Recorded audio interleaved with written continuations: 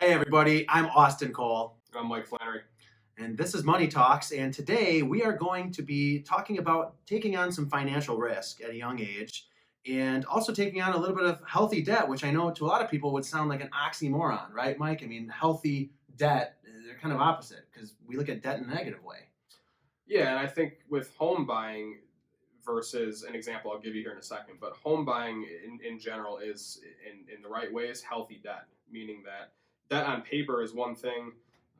Your bill comes every month, you pay the mortgage, and it shows your balance.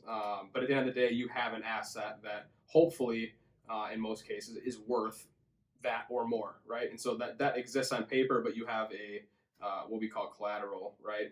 Being the home that really holds the equity or the cash value. If you were to take a loan on a car, right, and I think we've all bought a car, hopefully, at this point, right? But you drive off the lot, and most people will say the car is not worth what you just paid 5 seconds later. Right. That's just the way it's well known. It's like one of the worst investments you can make, in terms of where you're putting your money, right? And a house, even though you have to. Right, you have to have the car. To interject, actually, what I would say is, actually, how unhealthy is debt in a vehicle if it's smart, meaning that you haven't over purchased beyond your means because you actually need to have a vehicle to go out and make money. So it's almost like you have to have that debt. So, actually, how unhealthy is it really when you look at it in those regards? Because it's almost a necessity at this point is one thing, but then to think about, hey, I have a car that I purchased and I paid, whether it was $5,000 or $25,000 for the car, and the car is not worth what I owe. And so that becomes unhealthy debt from a financial perspective, even though in your life it may be healthy. Houses, on the other hand, are. And that's where I derive the healthy debt term, is because even though it's debt on paper, it doesn't mean that it's actual debt. If you were to sell the house, move on to something else, if you were to liquidate your assets, get rid of the house, usually the debt would be taken care of. One of the other things, too, that we wanted to address in this episode is taking a little bit of financial risk at a young age. It's a hard thing to put yourself in a situation where you're saying, I'm committed to something financially when you're young, right? Because you almost feel like you're locking yourself down a bit. And one point that I really want to make to young first-time homebuyers out there is when you're buying your first home, it's really easy to get into the mentality of I'm locking myself into this house, or, wow, I'm really putting myself in a situation where now I owe a lender some money for this house or whatever. You can almost always get out of it if you're smart about it. You don't have to have that feeling of I took this debt and now I'm stuck with it. It's not a student loan where you can't sell it. If you own property, that has been a tried and true strategy of long-term wealth, right? I mean, that's just the way that it's been. It's not so much what you owe, it's what's the trade-off, right? What's the risk versus reward? What am I being given for the risk that I'm taking on, which may be a couple $100,000 in debt in the term of buying your first house. What I think is a really nice way to look at it too is, when you own a home, every mortgage payment that you make, you are paying down that loan, essentially, where if you were to hold on to the house for the full 30 years, you own it outright. Exactly like what you're saying, where holding on to real estate is a way to accumulate wealth in the long term, because we know that property in general is going to appreciate. In general, it's not always the case, too, and we'll talk about that in another episode, actually. For sure. I mean, the situations where real estate doesn't appreciate, but it's abnormal for that to be the case. It's unique, yeah. But gathering real estate and investing money in real estate, I mean, it's again, we talked about having a portfolio in a previous episode, and we'll talk more about that too, but it's part of your overall investment portfolio. Yeah, when you say the word portfolio, do you own property?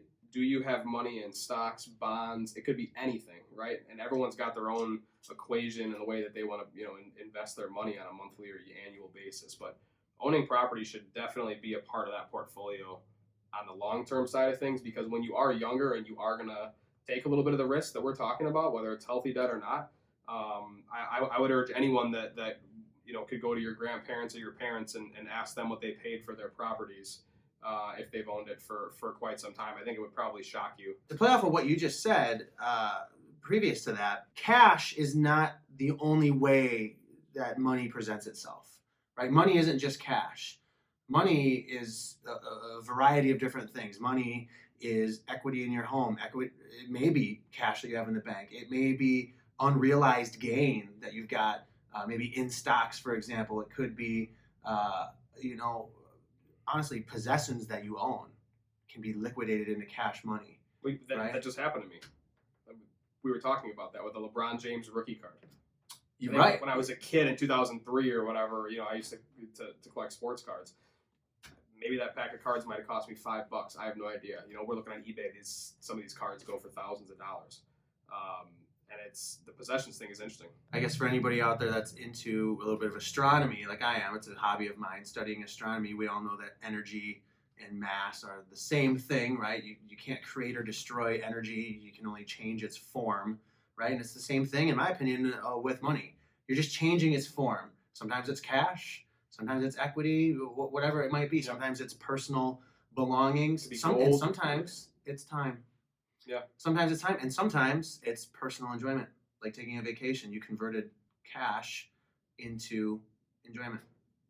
100%.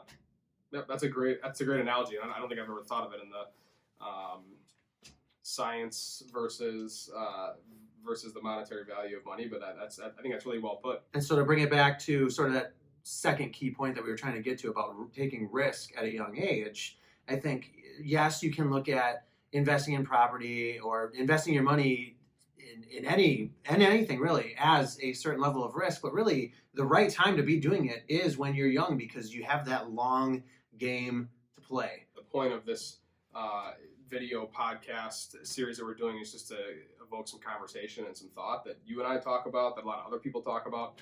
And I just want to make it very clear that nobody really goes through that progression alone, and I think it goes to show having trust and having a team, of people behind you in different areas that you need them to be is a huge factor that can help you along the way. And I think that's why we love what we do so much, because we look at money this way, and because we look at investing this way, and because we also understand the emotional side of things too.